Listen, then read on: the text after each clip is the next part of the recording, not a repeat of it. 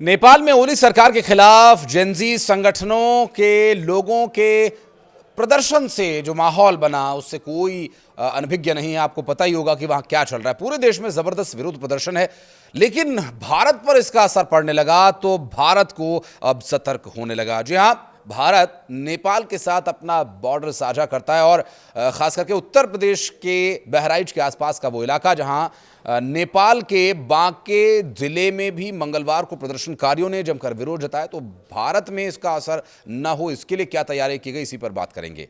और नेपालगंज कहे जाने वाले इस सीमावर्ती इलाके में लोग त्रिभुवन चौक पर जमा हो गए और उन्होंने आगजनी की।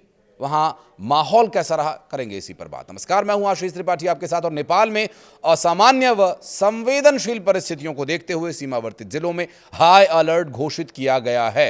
हर आने जाने वाले पर कड़ी निगरानी रखी जा रही है और मुख्यमंत्री योगी आदित्यनाथ ने नेपाल में सीमा से सटे जिलों में 24 घंटे कड़ी निगरानी किए जाने के साथ ही सुरक्षा प्रबंध एकदम पुख्ता रखने के निर्देश दिए गए हैं। डीजीपी राजीव कृष्ण ने बताया कि सीमावर्ती जिलों में अतिरिक्त पुलिस व पीएसी की तैनाती की गई है। वरिष्ठ अधिकारियों को अपने नेतृत्व में गश्त कराए जाने का निर्देश दिया गया ताकि स्थिति किसी आपात स्थिति से तत्काल निपटा जा सके। इसके साथ ही नेपाल में फंसे भारतीयों की मदद के लिए विशेष प्रबंध किए गए हैं। एडीजी अमिताभ ने बताया कि सीमावर्ती जिलों में सुरक्षा व्यवस्था को और मजबूत बनाने के लिए अतिरिक्त पुलिस बल तैनात किया गया है। पुलिस गश्त और निगरानी के सुदृढ़ किए जाने की भी बात सामने है ताकि किसी भी तरह की परिस्थिति बने तो पुलिस उससे निपटने के लिए हमेशा तैयार रहे। और उन हालातों में डीजीपी मुख्यालय की कानून व्यवस्था शाखा में स्थापित विशेष नियंत्रण कक्ष में 3 हेल्पलाइन नंबर और एक व्हाट्सएप नंबर भी दिन रात संचालित रहेगा। इसके जरिए लोग सीधा मदद के लिए कॉल कर सकेंगे, मैसेज कर सकेंगे। तो वहीं इसके अलावा पुलिस ने पुलिस मुख्यालय की सोशल मीडिया इकाई को निर्देशित किया है कि नेपाल से संबंधित किसी भी संवेदनशील सूचना अथवा पोस्ट की लगातार निगरानी करने के साथ साथ आवश्यकता पड़ने पर तत्काल कार्रवाई भी की जाए। नेपाल के काठमांडू में चल रहे उग्र प्रदर्शन की आग मंगलवार को बहराइच से सटे नेपालगंज तक जा पहुंची। हालात इतने बिगड़ गए कि नेपालगंज प्रशासन को फायरिंग तक करनी पड़ी। तनाव के चलते भारत नेपाल सीमा को 24 घंटे के लिए सील कर दिया गया है। सीमा पर आम आवाजाही पूरी तरह से ठप हो चुकी है। नेपाल में फंसे लोगों को पहचान पत्र की जांच के बाद ही भारत में दाखिल होने दिया जा रहा है। नेपाल से लगी पगडंडियों पर नाइट विजन ड्रोन से भी नजर रखी जा रही है। मंगलवार सुबह से ही नेपालगंज के धम्बोजी चौक, बीपी चौक, न्यायपालिका कार्यालय के सामने बड़ी संख्या में युवा जमा हो गए थे। हाथों में तख्तियां लिए हुए प्रदर्शनकारियों ने नेपाल सरकार के खिलाफ नारेबाजी की, जो अब है ही नहीं। जी हां, प्रधानमंत्री पहले इस्तीफा दे चुके हैं, राष्ट्रपति इस्तीफा दे चुके हैं, कई मंत्री इस्तीफा दे चुके हैं। सेना ने स्थिति को संभाला हुआ, हालांकि जो प्रदर्शन है वो अभी भी खत्म नहीं हो रहा है। इस पूरी अराजक स्थिति को लेकर क्या सिर्फ सोशल मीडिया पर बैन लगा देने की वजह से ये हालात पैदा हुए? नहीं, इस पर बात करेंगे। लेकिन पहले आपको ये बता दें कि सेना और एपीएफ जो सशस्त्र पुलिस बल है ने भीड़ को नियंत्रित करने के लिए हवाई फायरिंग भी की, जिसके बाद युवाओं ने सड़क पर टायर जलाकर माहौल को और खराब कर दिया। देर शाम तक नेपालगंज की सड़कें सुरक्षा बलों और युवाओं की झड़प का अखाड़ा बन चुकी थी। नेपालगंज में बवाल बढ़ते ही सीमा पर तैनात एसएसबी और स्थानीय पुलिस पूरी तरह से सतर्क हो गए। क्षेत्राधिकारी प्रद्युम्न सिंह ने बताया कि नेपालगंज में बिगड़े हालात को देखते हुए सीमा को 24 घंटे के लिए सील कर दिया गया। सीमावर्ती क्षेत्रों में गश्त बढ़ा दी गई। बहराइच के एसपी रामनयन सिंह ने बताया कि नेपाल की स्थिति को देखते हुए सीमावर्ती थाने रुपईडीहा, सुजौली, मोतीपुर, नवाबगंज को अलर्ट कर दिया गया और लगातार निगरानी भी की जा रही है।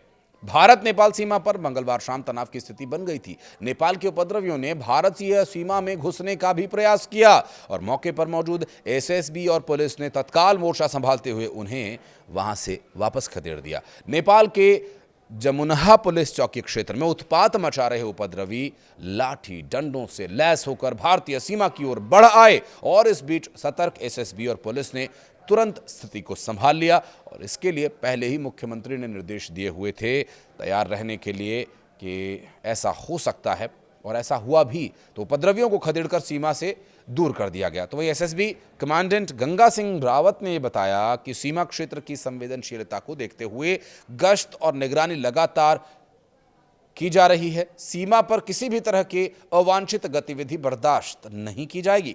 दरअसल इस पूरे उग्र प्रदर्शन के पीछे की एक तात्कालिक वजह ओली सरकार के द्वारा लिया गया वो फैसला बताया जा रहा है जिसमें उन्होंने सोशल मीडिया को बैन कर दिया था और इस वजह से ये स्थिति उत्पन्न हुई। लेकिन असल जो वजह है वो इससे भी अलहदा है। बात करेंगे उस पर भी। नेपाल सरकार ने वहां फेसबुक, एक्स, यूट्यूब सहित लगभग सभी जो लोकप्रिय सोशल मीडिया प्लेटफॉर्म्स हैं उन पर अस्थायी रूप से रोक लगा दी थी और इसी के बाद सोमवार को युवाओं का सैलाब काठमांडू की सड़कों पर उमड़ा और इन प्रदर्शनकारियों को काबू करने के लिए पुलिस ने फायरिंग कर दी, जिसमें कम से कम अब तक 21 से ज्यादा लोगों की मौत होने की बात कही जा रही है। 250 से ज्यादा लोग घायल हो गए हैं और इस गोलीबारी में स्थिति काफी खतरनाक हो गई थी क्योंकि गोली चलना मानो आग में घी डालने का काम हो गया। अब इसके बाद प्रदर्शनकारी पूरी तरह से अराजक हो गए। उन्होंने कई वरिष्ठ नेताओं के घरों में आग लगा दी। प्रधानमंत्री, राष्ट्रपति, कई केंद्रीय मंत्री, पूर्व प्रधानमंत्रियों तक के घर को निशाना बनाया गया। अब आप उस मुद्दे पर आइए जिस पर हम अब विचार इस बारे में करेंगे कि क्या वाकई सोशल मीडिया पर बैन लगाना वो वजह थी। चूंकि इस वक्त जो स्थिति वहां पर है, सोशल मीडिया बैन तो रिवोक कर लिया गया, लेकिन फिर भी क्यों प्रदर्शन हो रहे हैं? दरअसल अब तक जो पूरा घटनाक्रम देखने के बाद वजह पता चली वो ये है कि नेपाल में युवा बेरोजगार हैं। आपको ये पता होगा कि भारत में बड़ी संख्या में नेपाली युवा आते हैं रोजगार के लिए। केदारनाथ की यात्रा हो या फिर जो दूर दराज के क्षेत्रों में होटल्स और ढाबों पर काम करने वाले युवा हों, और बहुत सारे ऐसे आयाम हैं जहां पर रोजगार की तलाश में नेपाली युवा आते हैं। अब ये बहुत लंबे समय से चल रहा है। बहुत सारे नेपाली भारतीय नागरिकता ले चुके हैं नेपाल के, लेकिन वो भारत में रह रहे हैं। Aadhaar card, PAN card, ration card और वोटर आईडी कार्ड तक उन्हें यहाँ पर मुहैया करवाए गए हैं। क्यों? दरअसल एक बहुत लंबा वक्फा गुजरा जिसमें नेपाली युवाओं के पास रोजगार नहीं थे। नेपाली युवाओं को आजीविका के लिए यहां तहां भटकना पड़ रहा था अपने परिवार को छोड़ करके। ठीक है, ये सब चल रहा था।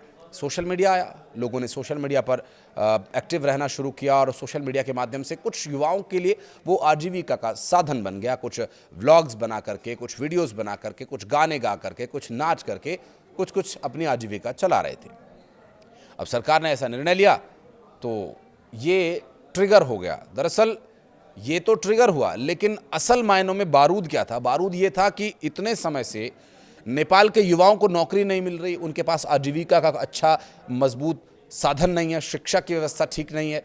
लेकिन वहीं दूसरी ओर बड़े बड़े नेता जो प्रधानमंत्री रह चुके हैं, कई और बड़े पदों पर रह चुके हैं, उनके बच्चे महंगी महंगी गाड़ियों में घूम रहे हैं और बड़े बड़े होटल्स में जा रहे हैं, विदेशों में पढ़ाई कर रहे हैं, अपने सारे शौक पूरे कर रहे हैं और उसे सोशल मीडिया पर पोस्ट भी कर रहे हैं। अब इस बात को लेकर जो अन्य युवा हैं, जो 18 से 25 साल के युवा हैं, वो लगातार चिढ़े हुए थे, गुस्सा था उनमें, आक्रोश था। और उसके बाद कई भ्रष्टाचार के मामले जिनकी वजह से ये मामला और गर्माया और फिर सोशल मीडिया पर बैन के साथ ये पूरी तरह से ब्लास्ट हुआ और ये ब्लास्ट की चिंगारियां भारत तक आईं। लेकिन भारत ने पहले से ही यहाँ इंतजाम किए हुए थे। लेकिन सोशल मीडिया पर बैन बंद करो, भ्रष्टाचार रोको, सोशल मीडिया पर नहीं। सरकार ने कुल 26 सोशल मीडिया ऐप्स पर प्रतिबंध लगाया था, लेकिन इनमें टिकटॉक शामिल नहीं था। एसोसिएटेड प्रेस के मुताबिक चीनी स्वामित्व वाला ये प्लेटफॉर्म नेपाल में आधिकारिक तौर पर रजिस्टर्ड है। उसने नए कानूनों का पालन करने पर पहले भी सहमति दे दी थी, जिनके तहत कंपनीज को स्थानीय संपर्क कार्यालय का बनाया जाना जरूरी बताया गया था। टिकटॉक को 2023 में सामाजिक सौहार्द बिगाड़ने और अश्लील सामग्री फैलाने के आरोप में बैन कर दिया गया था। बाद में कंपनी ने नेपाली कानूनों का पालन करने का वादा किया और बैन हटा लिया गया। साथ ही इस तरह की परिस्थितियां जब नेपाल में बनी, खास करके 16 से 24 साल के युवाओं ने इस प्लेटफॉर्म के जरिए हिंदू राष्ट्र और राजशाही बहाली की मुहिम चलाई, जिसे 2008 में खत्म कर दिया गया था। ORF का मानना है कि टिकटॉक पर रोक न लगना फैसला इस ऐप की राजनीतिक सक्रियता में केंद्रीय भूमिका को दर्शाता है। विश्व बैंक के आंकड़ों के अनुसार पिछले साल नेपाल में युवाओं की बेरोजगारी दर 20% रही और हर दिन करीब 2000 युवा रोजगार की तलाश में देश छोड़कर बाहर जाने को मजबूर हुए। ऐसे में टिकटॉक सिर्फ मनोरंजन का मंच नहीं बना, बल्कि गुस्से और राजनीतिक अभिव्यक्ति का कारण भी यहाँ पर बना। और इस प्रदर्शन के बाद जो वर्तमान परिस्थितियाँ हैं उस पर ये अपडेट हमने आपको दिया। हालांकि इसके अलावा भारत में इसका कोई असर आगे नहीं पड़ने वाला है। आप कुछ कहना चाहेंगे? नेपाल में जो कुछ हुआ, और इससे पहले अराजकता का माहौल हमने बांग्लादेश में देखा, वहाँ कुछ और कारण थे, श्रीलंका में देखा, वहाँ कुछ और कारण थे, और अब ये घूमते घूमते घूमते कहाँ पहुँच रहा है? जी हाँ, बिल्कुल सही कहा आपने, पाकिस्तान। एक टॉपिक के साथ एक टॉपिक रेज करते हुए इस वीडियो का मैं अंत करता हूं कि पाकिस्तान में इस वक्त 700 रुपए का 5 किलो आटा बिक रहा है। चीनी आसमान भी पार कर गई है, इतनी महंगाई हो गई है वहां पर। एक आम मजदूर जो दिहाड़ी पर काम करता है, उसके लिए शाम के 2 वक्त की रोटी का जुगाड़ करना भी बहुत मुश्किल हो गया है। इस पर एक वीडियो मैं लेकर आऊँगा, और कुछ कमेंट आप ज़रूर कीजिएगा कि पाकिस्तान को लेकर इस पर वीडियो बनाया जाना चाहिए कि नहीं। आगे आने वाले वक्त में क्या पाकिस्तान में भी इसी तरह की अराजकता देखने को मिलेगी, जहां पर एक बारूद नामक संगठन, जहां तहरीक पाकिस्तान, इमरान खान की पार्टी तैयार बैठी है, अगर ज़रा भी वहाँ पर स्थिति बिगड़ी तो वहाँ मामला बहुत ख़राब हो सकता है। इस बारे में भी बात करेंगे। फिलहाल इस वीडियो में इतना ही, लेकिन आप ज़रूर कमेंट कीजिएगा, कुछ बताइएगा अगर आपको जो भी विचार इस पर लगता है। धन्यवाद वीडियो को यहाँ तक देखने के लिए।